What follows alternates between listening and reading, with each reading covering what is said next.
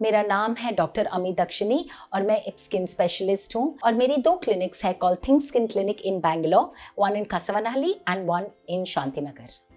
Psoriasis एक skin की issue है या प्रॉब्लम है, पर ये इन्फेक्शन नहीं है।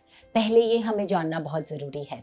तो अगर आपको सोरायसिस है तो आप सुनिए कि किस वजह से होता है और इसके लिए हम क्या कर सकते हैं। सोरायसिस कंडीशन ऐसी है जिसमें स्किन सेल्स एक के ऊपर एक लेयर हो जाते हैं, जिसकी वजह से आप देखते हैं कि स्किन के ऊपर एक लाल निशान रहता है, जिसके ऊपर ड्राई स्किन रहती है और कभी कभी इसमें इचिंग भी ज़रूर होती है। अगर आप ये देखें आपके बॉडी में या आपके बालों में, जैसे कि स्कैल्प में, ज़रूर आपके डॉक्टर को मिलिएगा।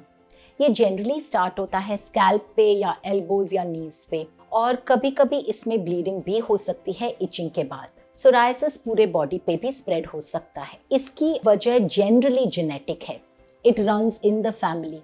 तो आपके अगर किसी बुजुर्ग में सोरायसिस है तो बहुत चांसेस है कि आपको सोरायसिस हो सकता है। पर बहुत बार हमने ये भी देखा है कि थोड़े जनरेशन स्किप करके सोरायसिस आती है, बिकॉज सर्टेन जीन्स होते हैं पर दे डू नॉट मैनिफेस्ट, हमें वो दिखाई नहीं देते, इसलिए सोरायसिस नहीं भी हो सकता। सोरायसिस की एक चीज़ आपको याद ज़रूर रखनी है कि इसे हमें कंट्रोल में रखना है, क्योर के पीछे नहीं भागना है, क्योंकि ये एक जेनेटिक कंडीशन है। बहुत सारे ट्रिगर्स हैं जो सोरायसिस को बढ़ा सकते हैं, जैसे कि विंटर, सर्दी के मौसम में ये बढ़ जाता है क्योंकि ड्राइनेस बढ़ जाती है। बहुत बार धूप के एक्सपोजर की वजह से ये बढ़ सकता है। और हमने ये भी देखा है कि जब भी हमारी इम्यून सिस्टम चेंज हो जाती है तभी नॉर्मल स्किन सेल्स को भी हमारी बॉडी फाइट करती है, जिसकी वजह से सोरायसिस बढ़ सकती है। समटाइम्स इन्फेक्शंस जैसे कि स्ट्रेप्टोकोकल थ्रोट इन्फेक्शन की वजह से ये बढ़ सकता है और कभी कभी दवाइयों से भी, जैसे कि जो हम मलेरिया के लिए लेते हैं या हार्ट के लिए जो ब्लड प्रेशर रिड्यूस करने के लिए लेते हैं, कभी कभी वो भी सोरायसिस को ट्रिगर करता है।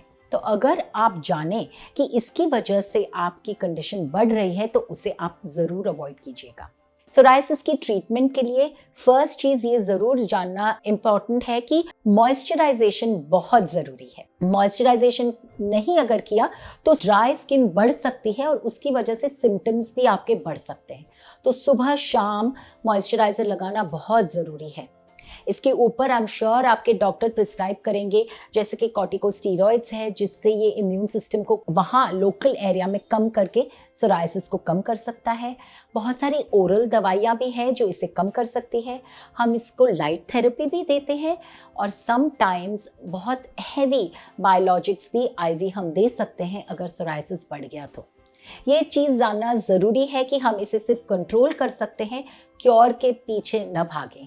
आपके डॉक्टर की सलाह लीजिए और वो जैसे बताएं वैसे दवाइयाँ यूज़ कीजिए। मैं डॉक्टर अमी दक्षिणी एक डर्मेटोलॉजिस्ट के माध्यम से आपको सबको बताना चाहती हूँ कि पहली चीज़ तो जो पेशेंट सोरायसिस से इतने सालों झंझोड़ रहे हैं उनके लिए मैं ये बताना चाहती हूँ कि I am very very proud of you कि आपने इसे एक्सेप्ट किया है, इसे आप ट्रीट कर रहे हैं और इसे आपकी ज़िंदगी का एक पहलू बना के आपने रखा है। और जिन लोग जानते हैं कि उनके फैमिली में या फ्रेंड्स में किसी को सोरायसिस है, मैं ये अपील करती हूँ आप सबसे कि प्लीज़ आप स्किन के अलावा आदमी को अंदर से पहचानिए, क्योंकि स्किन कंडीशन ऐसी है जो ना कंटेजियस है, ना किसी को लग सकती है और ये एक पर्सन के सेल्फ कॉन्फिडेंस को अफेक्ट कर सकती है। तो अगर आप किसी को जानते हो जिसे सोरायसिस है, प्लीज़ उनको हेल्प कीजिएगा, उनको एक्सेप्ट कीजिए।